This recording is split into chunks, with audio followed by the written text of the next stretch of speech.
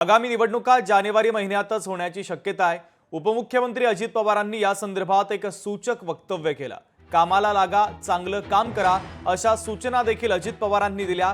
तर जिल्ह्याचा पंचायत राजमध्ये पहिला नंबर आणा असं देखील आता अजित पवारांनी म्हटलेलं आहे। तर आगामी निवडणुका जानेवारी महिन्यातच होण्याची शक्यता आहे, कारण या संदर्भात राज्याचे उपमुख्यमंत्री अजित पवार यांनी सूचक विधान केलं आहे।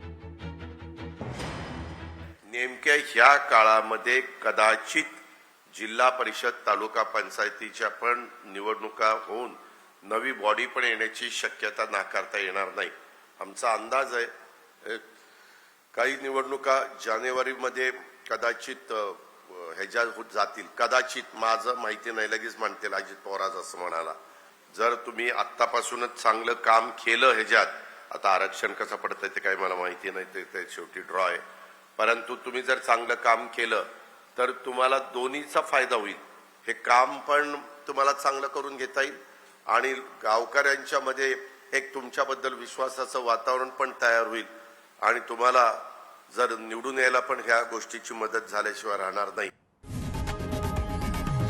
लोकशाही मराठी ऐका, पहा, जागरूक रहा।